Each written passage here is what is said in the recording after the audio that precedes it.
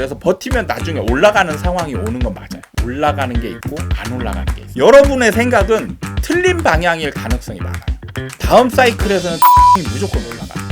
사실 하락장에서 무조건 주구장창 하락하는 게 아닙니다. 평범한 여러분들은 돈을 벌 수 없으니까. 자, 그러면 이제 대세 하락이 시작됐고 올해가 거의 1년 차라고 충격적인 얘기를 해주셔가지고 마음이 좋진 않지만 이 상황에서 이미 벌어졌잖아요. 그죠? 네, 이제 예. 이 흐름을 바꿀 수는 없는데 그러면 아마 이제 케이스가 무주택자이신 분들, 그리고 두 번째는 이제 실거주 한 채로 지금 살고 계신 분들, 그리고 마지막은 이제 2주택 이상 다주택자 분들이 계신데 케이스별로 어떻게 다 알 수는 없지만 그래도 이런 식으로 준비를 하거나 대응을 해라 이렇게 말씀해 주시면 좋을 것 같아요. 네. 무주택자분들은 쉬워요. 아무것도 하지 마라.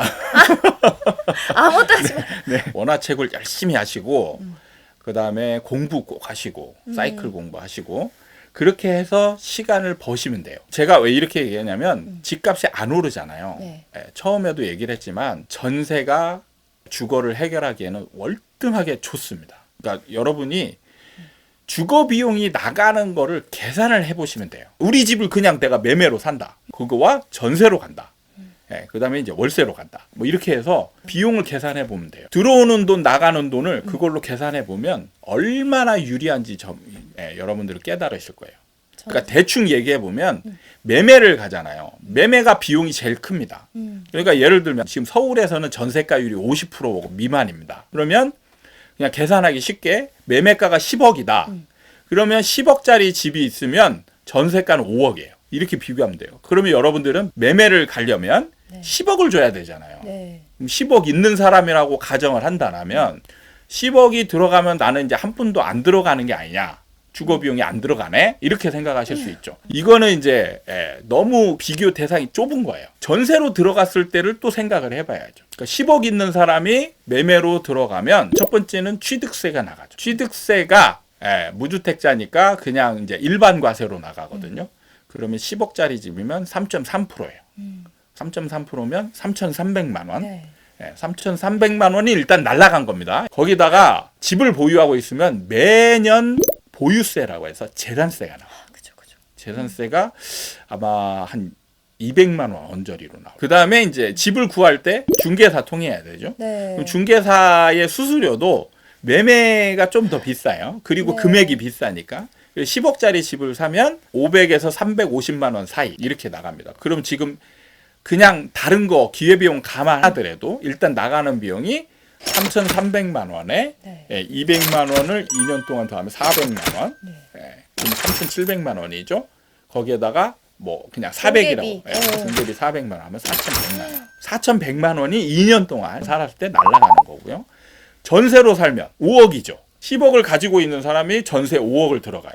돈이 5억이 남아요. 그럼 5억을 여러분이 이제 다른 데 써서 돈을 구할 수 있으면 돈을 잘 버는 분일수록 이 수익은 어마어마하죠. 근데 평범한 여러분들은 돈을 벌 수 없으니까 그러면 예금을 넣어놓으면 되죠. 3%를 가정한다면 5억에 3%면 1년이면 1,500만 원, 2년이면 3,000만 원이 생기는 겁니다. 그러면은 비교해 보면 이 사람은 2년 동안에 4,100만 원을 잃었는데 이분은 3,000만 원을 얻었어요. 그럼 차이가 맞아. 똑같은 10억이었는데 7,100만 원이 차이 나는 거죠. 그러니까 이게 얼마나 전세가 유리한지 이해가 되는 부분이죠. 결론은 전세 살아라. 집값이 올라가지 않는 상황만 전제한 거예요. 여기서 집값이 떨어지면. 그럼 어떡해요? 집값이 1년에 1억씩 떨어진다. 그럼 이분은 이제 1년에 1억씩 날아가는 거. 근데 임대로 들어간 5억짜리 전세는 안전해요. 여기에 그냥 추가 비용이라고 한다면 이제 이게 보증금이 좀 불안하다. 보증보험 들으시면 됩니다. 아니 부럽네요. 무주택자이신 분들. 그러니까 하락장에서는 무주택이신 분들은 굳이 집을 사려고 노력할 필요 없어요. 우리나라에는 너무 좋은 전세 제도가 있어요. 그리고 월세로 가냐 전세로 가냐는 그냥 간단해요. 비교하시면 돼요. 계산. 나가는 비용만 계산하면 돼요. 네네네. 동일한 조건으로 맞추면 되는 거죠. 오케이. 그러니까 보증금을 똑같이 만들면 되는 거예요. 그러면 예를 들어서 지금 5억짜리 전세가 있다. 그러면 대출을 받는 걸 전제를 해야 되겠죠. 네네. 만약에 80% 정도 대출을 받는다. 그러면은 1억이 보증금이죠. 그러면 1억짜리 보증금을 비교하면 되는 거예요. 그죠, 보증금 월세가 1억짜리인 월세랑 이자랑 비교하면 되는 거예요. 그죠, 그죠. 그럼 어떤 게 내 돈이 적게 나가냐? 만약에 월세가 이자보다 적게 나가는 월세가 있다.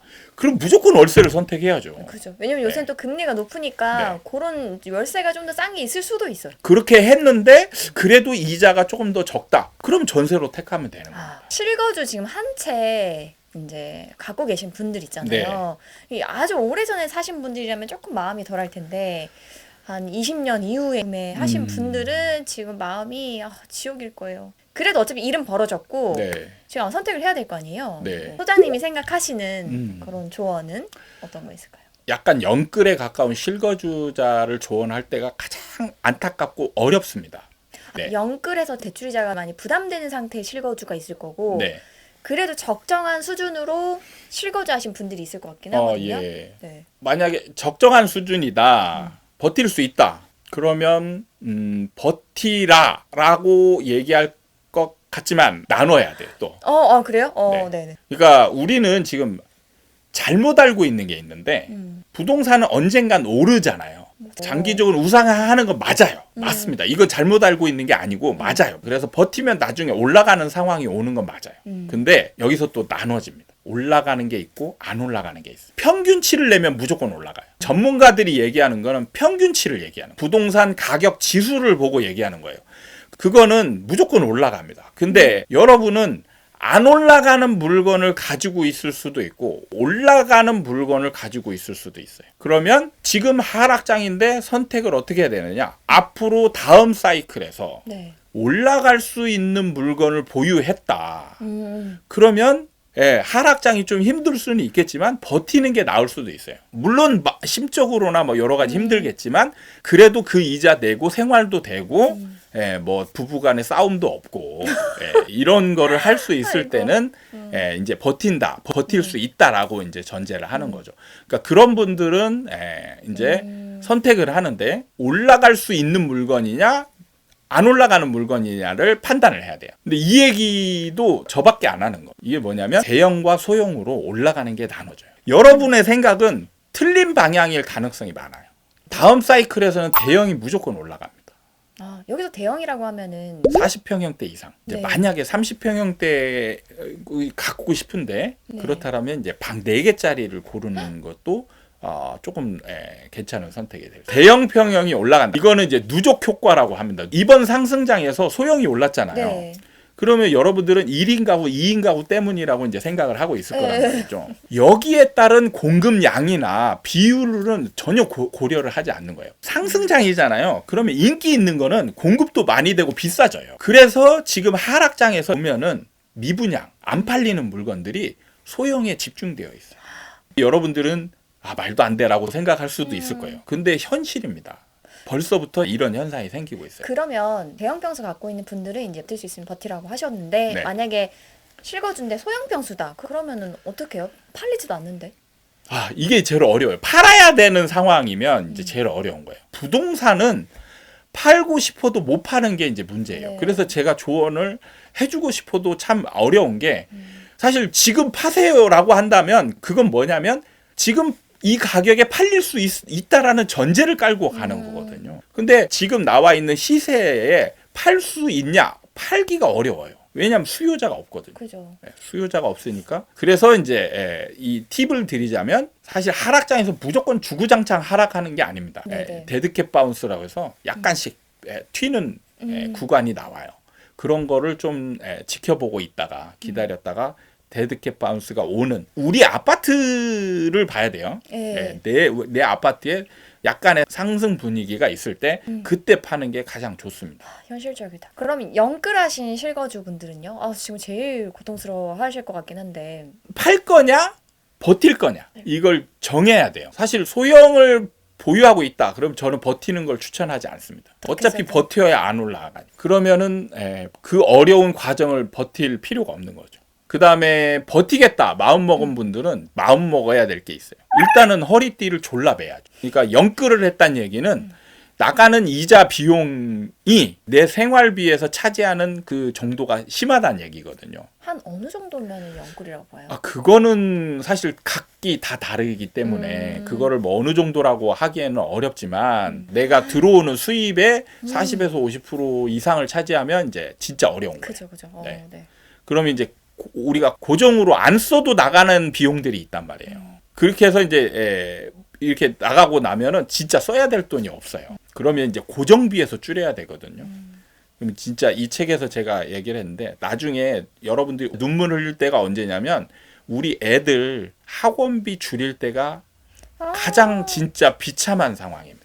저도 이거 보면서 그 부분 나왔을 때 엄청 공감했어요. 이런 상황까지 가면 이분들은 못 버틸 가능성이 많아요. 그러니까 이런 상황까지 안 가게 허리띠를 졸라매서 고정비를 줄이는 노력을 해야 돼요. 네네. 그래서 가장 많이 줄일 수 있는 부분이 통신비 쪽이거든요. 2년 갈아탈 때 네. 새 폰 쓰지 말고 기존 폰 쓰면서 그냥 요금제 확 낮추고 할인받거나 이런 아이들 식으로 폰. 해서 줄이면 되고 그리고 가장 줄이기 좋은 분야가 뭐냐면 보험료거든요. 보험이라는 게 너무 내용이 복잡하니까 어려워요. 일반인들 입장에서는 이게 좋은지 나쁜지 거의 알기가 어렵거든요. 그렇다 보니까 이제 이걸 좀 악용하는 경향들이 있죠. 그래서 맞아요. 이런 기회를 통해서 보험 점검 해가지고 리모델링.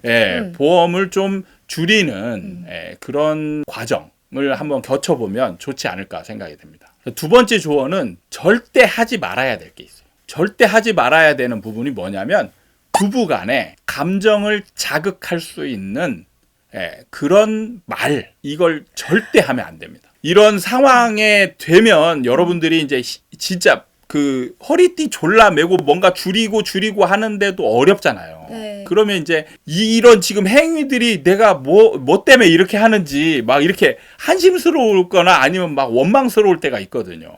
그 원인이 집이란 말이에요. 그러니까 이게 계속 이러고 있다가 진짜 이제 멘붕이 오는 상황이 오면 자기도 모르게 상대방한테 당신이 이걸 사자고만 안 했어도 이런 상황이 안 됐을 텐데 다음은 상상 안 해도 아시겠죠? 이게 문제가 뭐냐면 이게 이제 싸움으로 번지는 거예요. 버틸 수가 없게 됩니다. 맞아요. 버틸 수가 없고 이제 이 집이 그 순간부터 지옥 같아 돼요. 제가 공감하는 게 사실 오늘 아침의 일이에요. 하도 이제 하락한다 뭐 이런 기사도 너무 많이 나오고 하니까 저도 남편한테 저는 이제 제가 항상 사자고 했으니까 조금 미안한 마음이 들더라고요. 그래서 남편이 얘기를 했더니 이미 지나간 거에 대해서 걱정을 하지 말라고. 그럼 어차피 우리가 달라질 것도 없으니까 앞으로를 대비하는 게 현명한 거다. 이렇게 남편이 얘기하니까 오 대박. 너무 약간 감동받은 거예요. 남편을 잘 고르셨네요.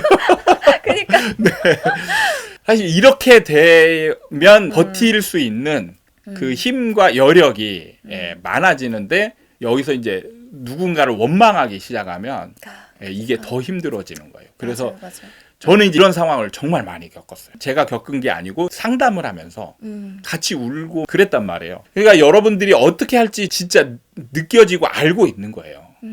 그러니까 여러분들이 만약에 진짜 영끌에서 힘든 상황에 있다. 그럼 절대 상대방 자극하는 말을 하면 안 됩니다. 사람은 감정의 동물이기 때문에 이 감정이 그래도 편안하고 좀 원활하게 진행이 될 때 힘든 부분을 겪을 수 있거든요. 맞아요. 그러면 다주택자분들 있잖아요. 네. 2주택 이상인 분들은 좀 어떻게 할까요? 사실 다주택자분들은 조언을 들을 게 없어요. 그래요?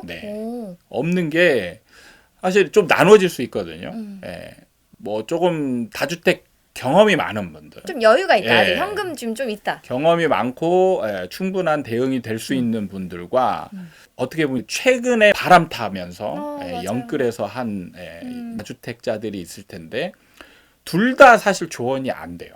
왜냐하면 이제 알고 어느 정도 경험이 되면서 다주택을 한 분들은 스스로 알아서 잘 하거든요. 경험이 많은 사람들은 이론이 좀 약하지만 그런 분들은 체감으로 경험으로서 자기들이 어떻게 해야 되는지를 알고 있어요. 그래서 어려운 상황에 처했어도 미리 대비하고 현금 보유하고 막 이러면서 또 역전세 나는 상황도 대비하고 이렇게 여러 가지를 할 수가 있습니다. 근데 문제는 이제 심각한 상황은 이분들이 경험이 없는데 이번 상승장에서 정말 무리해서 다주택자가 된 분들은 조언이라고 한다면 정리하세요거든요. 정리가 안 돼. 예, 정리가 안 되는 거죠. 그래서 조언 드릴 수 있는 게 없어요. 그러니까 우리는 이제 이분들을 반면교사? 보고 반면교사로 내가 다음 상승장이나 이럴 때 이렇게 되지는 말아야지. 요즘 빌라 사기가 정말 많잖아요. 네. 네. 근데 빌라 사기 유형 중에서도 나눠질 수 있어요. 진짜 사기를 치려고 해서 사기 행위를 한 빌라 왕들이 있고 사기 의도가 아예 없었는데 지금 사기꾼으로 어떻게 뭐 이제 몰리고 있는 상황이죠. 이분들은 뭐냐면 진짜 시장이 무조건 상승할 것으로만 확신을 하고 돈도 없는데 무리해서 그리고 가장 안 좋은 무피 투자를 어떤 도덕적인 개념이나 이런 죄의식 없이 그냥 무리해서 한 거예요. 그래서 이제 이 시장 상황이 바뀌면서 지금 대응할 수 없는 상황 이게 된 거죠. 근데 지금 영끌에서 다주택자가 된 분들은 이 개수만 적었지 이분들 상황하고 별로 안 다를 게 없어요. 오늘 나와주신 소장님 너무 예. 감사드리고요.